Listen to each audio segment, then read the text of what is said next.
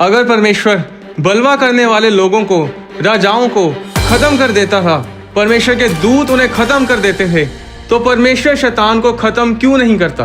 कलूसियों अध्याय 1 उसकी 16 में लिखा है, क्योंकि उसी में सारी वस्तुओं की सृष्टि हुई, स्वर्ग की हो अथवा पृथ्वी की, देखी या अनदेखी, क्या सिंहासन, क्या प्रभुताएं, क्या प्रधानताएं, क्या अधिकार, सारी वस्तुएं उसी के द्वारा और उसी के लिए सृजी गई हैं। परमेश्वर ने आत्मिक दुनिया इंसान के बनाने से कहीं पहले बना दी थी। आदि में जब परमेश्वर ने स्वर्गों और पृथ्वी की सृष्टि की, तो उस समय स्वर्गदूत भी वहां मौजूद थे।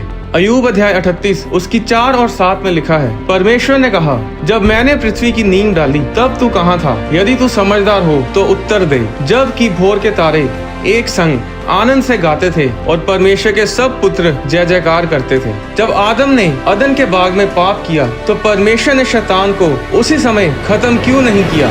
जब इंसान मरता है तो उसकी आत्मा या तो स्वर्ग में जाती है या फिर नर्क में। इसके अलावा कोई और जगह नहीं। इंसान की आत्मा अमर है, अनंत है, आत्मा कभी नहीं मरती। हमारा शरीर अध्याय 24 उसकी 35 में लिखा है, प्रभु यीशु ने कहा, मैं तुमसे सच सच कहता हूँ कि जब तक ये सब बातें पूरी ना हो लें, तब तक इस पीढ़ी का अंत ना होगा। आकाश और पृथ्वी टल जाएंगे, परंतु मेरी बातें कभी ना टलेंगी, मेरा वचन कभी ना टलेगा। परमेश्वर का वचन क्यों ना टलेगा? क्योंकि वो परमेश्वर के अंदर से निकला है। जो कुछ परमेश्वर के अंदर से निकलता है वो हमेशा के लिए अमर रहता है, वो कभी नहीं मरता। अब परमेश्वर ने स्वर्गदूतों को बनाया, उसने उन्हें आत्माएं बनाया। सब स्वर्गदूत अनंत हैं, अमर हैं, आप उन्हें मार नहीं सकते, उन्हें नाश नहीं कर सकते। शैतान एक गिरा हुआ स्वर्गदूत है। वो पहले एक अभिषिक्त स्वर्गदूत था जो परमेश्वर के सिंहासन के सामने उपस्थित रहता था। शैतान जो पहले लूसीफर कहलाता था, वो स्वर्ग का वर्शिप लीडर था। पर जब उसके मन में उसकी सुंदरता और उसके रुतबे पर घमंड आया,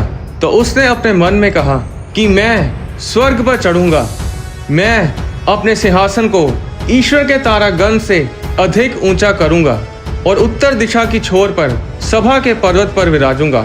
मैं मेघों से भी ऊंचे ऊंचे स्थानों के ऊपर चढ़ूंगा, मैं परम प्रधान के तुल्य हो जाऊंगा। जब शैतान के अंदर मैं आ गई, जब वह घमंडी हो गया, तब वह स्वर्ग से धरती पर गिरा दिया गया और तब एक अभिषिक्त दूत कहलाने वाला शैतान बन बैठा। सिर्फ घमंड के कारण उसे स्वर्ग से निकाल दिया गया। नीति वचन अध्याय 16 उसकी 5 पे लिखा है, सब मन के घमंडियों से यहोवा घृणा करता है, ऐसे लोग निर्दोष ना ठहरेंगे। नीति वचन 16 उसकी 18 में लिखा है, विनाश से पहले गर्व और ठोकर खाने से पहले घमंड आता है। अगर आप घमंडी हैं तो आपका भी शैतान की तरह विनाश होगा, पर अगर आप नम्र हैं तो परमेश्वर आपको ऊंचा करेगा। नीति वचन अध्याय 18 उसकी 12 में लिखा है, नाश होने से पहले मनुष्य के मन में घमंड और महिमा पाने से पहले नम्रता होती है। नीति वचन अध्याय 11 उसकी 2 में लिखा है, जब घमंड आता है तब अपमान आता है, पर जब नम्रता आती है तब बुद्धि आती है। याकूब अध्याय 4 उसकी 10 में लिखा है, प्रभु के सामने नम्र बनो तो वह तुम्हें ऊंचा करेगा। क्योंकि शैतान पहले एक अभिषिक्त स्वर्गदूत था जो कि परमेश्वर के द्वारा जन्मा था, इसलिए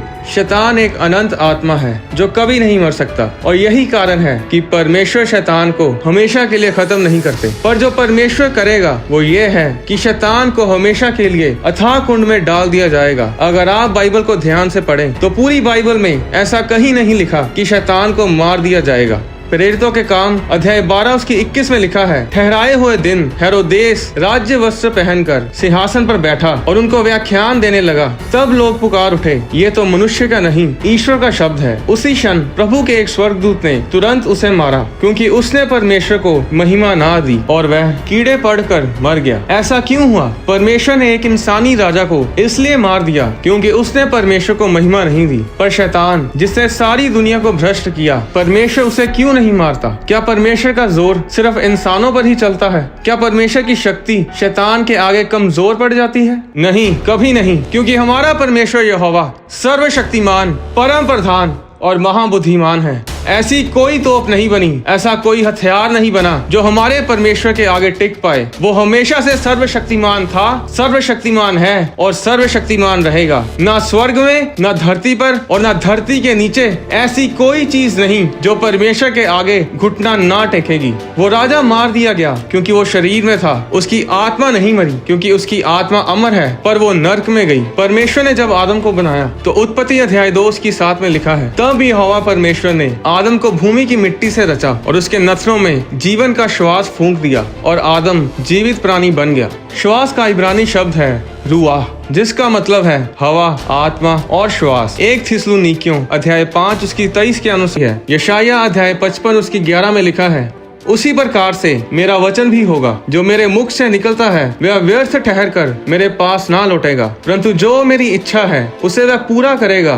और जिस काम के लिए मैंने उसे भेजा है उसे वह सफल करेगा। इब्रानियन अध्याय 4 उसकी 12 में लिखा है, क्योंकि परमेश्वर का वचन जीवित और प्रबल है, हर एक 2 धारी तलवार से भी बहुत चोखा है और प्राण और आत्मा को और गांठ गांठ और गूदे गूदे को अलग करके आर पार छेदता है और मन की भावनाओं और विचारों को जांचता है। तो वचन परमेश्वर के अंदर से आता है और इसीलिए वो अमर रहता है, वह कभी नहीं मरता। इसलिए अगर वचन में लिखा है कि यीशु मसीह के कोड़े खाने से तुम चंगे हो चुके हो, तो इसका मतलब है कि तुम चंगे हो चुके हो। ये हो चुका है, इसे कोई नहीं बदल सकता। अगर परमेश्वर ने कहा कि धर्मी जन धन्य होगा और उसका भला ही होगा, उसके घर के भीतर की स्त्री फलवंत दाखलता सी होगी, उसकी मेज के चारों ओर उसके बालक जलपाई के पौधे से होंगे, वह अपने नाती पोतों को देखने पाएगा, वह लंबी आयु जी कर अपने पूरे बुढ़ापे में जाएगा, तो नर्क के किसी भी शैतान में इतनी हिम्मत नहीं कि इस वचन को खत्म कर सके। अगर परमेश्वर ने कह दिया कि ऐसा होगा तो मतलब ऐसा ही होगा। परमेश्वर के वचन में कोई अगर मगर नहीं होता। जिस शैतान को लोगों ने हौवा बना रखा है, उसमें इतनी भी ताकत नहीं कि एक छोटी सी चींटी को भी मार गिराए। अगर आज वो लोगों को तंग कर पा रहा है तो इसलिए क्योंकि परमेश्वर ने उसे छूट दी है ये सब करने की। पर वही लोग शैतान के प्रभाव में आते हैं जो परमेश्वर की हजूरी से बाहर हैं। आज लोग प्रभु यीशु की तस्वीरों को शैतान के साथ पंजा लड़ाते दिखाते हैं। ये सब बकवास है। बाइबल में लिखा है लूका 10 उसकी 18 में कि यीशु ने कहा, मैं शैतान को बिजली के समान स्वर्ग से गिरा हुआ देख रहा था। जरा सोचिए कि यीशु मसीह बैठे देख रहे थे, बस दूतों ने उसे स्वर्ग से धरती पे गिराया। प्रकाशित वाक्य अध्याय 20 उसकी 1 में लिखा है कि फिर मैंने एक स्वर्गदूत को स्वर्ग से उतरते देखा, जिसके हाथ में अथाह कुंड की चाबी और एक बड़ी जंजीर थी। उसने उस अजगर अर्थात पुराने सांप को, जो इबलीस और शैतान है, पकड़ के 1000 वर्ष के लिए बांध दिया और उसे अथाह कुंड में डालकर बंद कर दिया और उस पर मोहर लगा दी कि वह 1000 वर्ष के पूरे होने तक जाति जाति के लोगों को फिर ना भरमाए। इस वचन में ये नहीं लिखा गया कि फिर माइकल, जो सारे स्वर्गदूतों की सेना का प्रधान है, शैतान से लड़ा और बहुत भारी जंग हुई और उसने फिर शैतान को बांधा और अथाह कुंड में डाल दिया। ऐसा नहीं लिखा गया। इस वचन में लिखा है कि एक स्वर्गदूत, सिर्फ एक साधारण स्वर्गदूत, उस शैतान को, जो पुराना सांप है, जो इबलीस है, उसे पकड़ के 1000 वर्ष के लिए अथाह कुंड में बंद कर देगा। आज लोग शैतान से इसलिए डरते हैं क्योंकि परमेश्वर के साथ उनका कोई संबंध नहीं है। अब शैतान मर नहीं सकता, इसका मतलब ये नहीं कि आपको शैतान से डरना चाहिए। लूका अध्याय 10 उसकी 19 में लिखा है, देखो मैंने तुम्हें सांपों और बिच्छों को रोनने का और शैतान की सारी सामर्थ्य पर अधिकार दिया है और किसी वस्तु से तुम्हें कुछ हानि ना होगी। अगर परमेश्वर ने कहा कि मेरे विश्वास करने वालों में ये चिन्ह होंगे कि वे मेरे नाम से दुष्ट आत्माओं को निकालेंगे, नई नई भाषा बोलेंगे, सांपों को उठा लेंगे और यदि वे प्राण नाशक वस्तु पी भी जाएं तो भी उनकी कुछ हानि ना होगी, वे बीमारों पर हाथ रखेंगे और वे चंगे हो जाएंगे। अगर परमेश्वर ने ये कहा है तो ऐसा ही होगा। पर सवाल ये है कि क्या आप एक विश्वासी हैं?